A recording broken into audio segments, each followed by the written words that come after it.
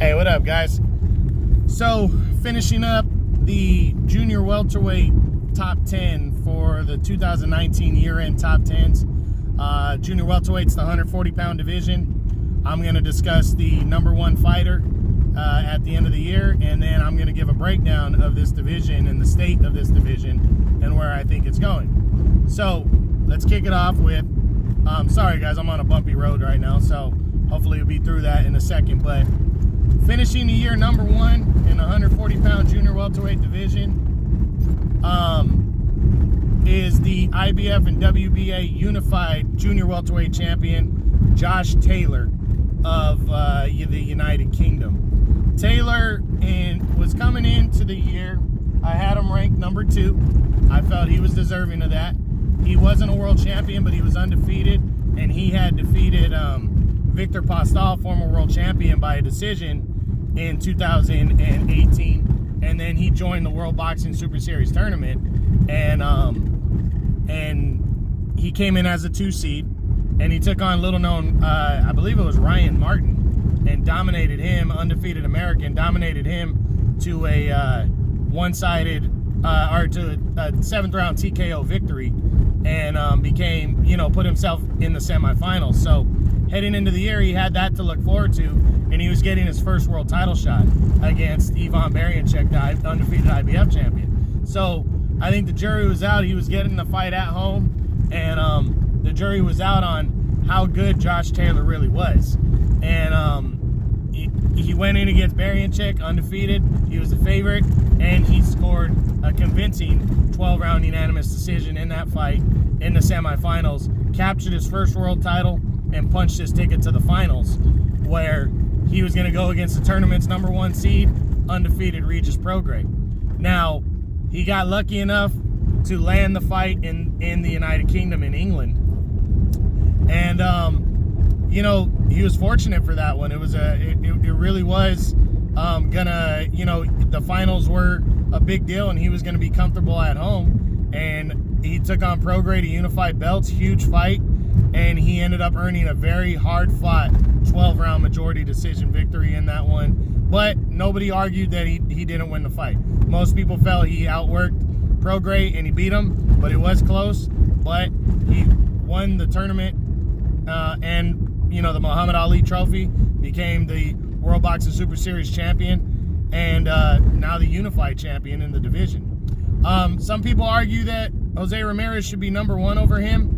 I don't agree. I think when you're in a tournament, there's more pressure on you to win that tournament. So, don't get me wrong. Ramirez had a fantastic year. But he struggled against Zepeda, who's kind of an unknown fighter. And,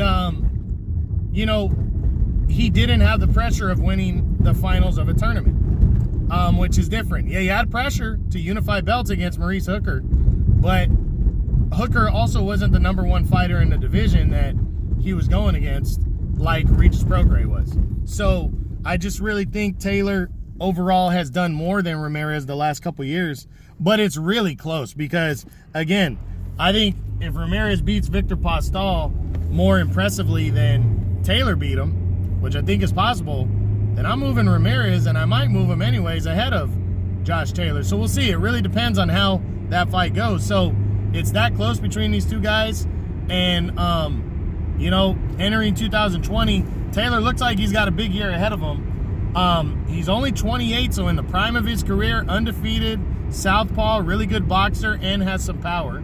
He's 16-0 with 12 knockouts, so this guy has not been grinded on too much. He's not put his body through much, so Taylor is young, fresh, and ready to do some work, man. And I really think he's going to do his best to shut down this division as the number 1. Looks like he's going to have to make a mandatory first of his IBF title, so he's going to defend both belts against his IBF mandatory, who's an absolute nobody. But the IBF said they were going to order that fight in December. I never heard about the order. I haven't heard about a purse bid. I haven't heard about these two guys having to lock horns. But it looks like they will be locking horns. Again, I don't even remember the guy's name. He's that unknown. But once Taylor gets past that, I think it's wide open for the possibility of a showdown with Jose Ramirez either towards the middle of the year or the end of the year. And if he can't get it towards the middle of the year, he needs to get a decent name on his resume. I don't know if he should take the risk of facing off against Prograis in a rematch before he takes on Ramirez. Because I think the Ramirez fight, see, here's the thing. Taylor has his mandatory of the IBF, but he's a super champion for the WBA, so he won't have to make that that mandatory WBA defense. At least he shouldn't have to. Ramirez has 2 mandatory defenses due. In February, he's taking on Victor Pastal, and then he's got undefeated Jack Catterall waiting around for him with the WBO mandatory. So, you know, he'd have to give up his belt in order to go after Taylor, which is possible. That definitely could happen.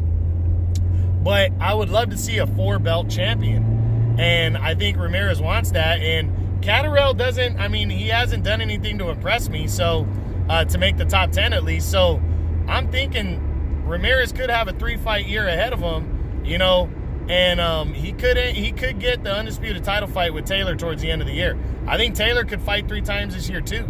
And that 3rd fight be the undisputed title fight at the end of the year. That would be huge. I think these guys are on a collision course. I'm hoping they are anyways.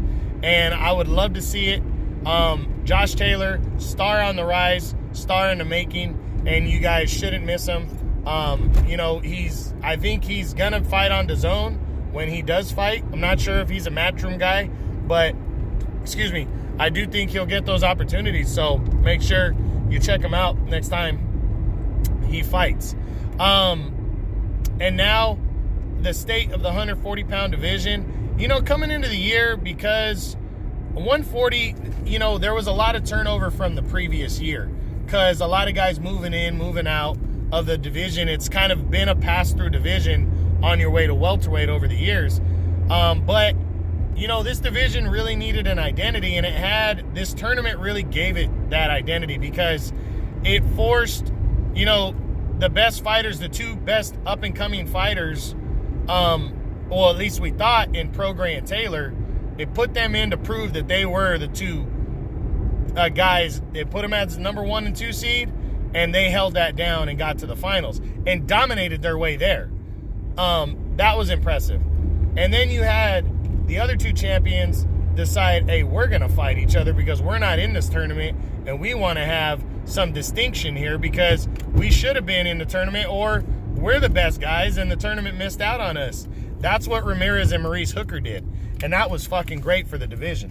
Then you had a dream win, like a guy like Pablo Cesar Cano. Came out of nowhere, scored the knockout. You had Robert Easter make his debut in the division. You had guys that went down in defeat but showed that they were good fighters, like Jose Cepeda and Ivan Barianchik. You know, and that really was good for 140, I think. And then you had a guy like Victor Pastal came in and dominated the opponent he had to face and showed kind of signs of his old self and put himself in line. This is a good division, guys that throw punches and aren't afraid to fight each other, and it's not really shut down by one thing. Guys are willing to fight, you know, and I think that's good. I think this year you're going to see some good fights, some great fights, and guys that are willing to go at it, and I can't wait to see what 140 produces. We might get an undisputed champion by the end of the year. Taylor wants it. Jose Ramirez wants it. The sides have worked together, and they've already worked together, and this is the year where I think crossing the street's going to become more common, and they've already done it. So let's do it again. Let's get the best of the best in there. Regis Prograis, this is going to be a bounce back year for him, and I still think the guy could be the best fighter in the division. Even though he lost to Taylor, I think he might be able to beat Taylor in a rematch. That would be exciting, at least to build up towards a rematch towards the following year. So a lot of good things happening at 140. I really like this division. Check it out, guys. You don't want to miss out on anybody from 140.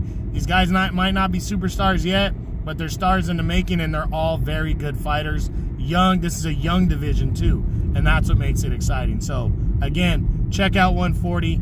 You won't be disappointed. All right, guys, that's it.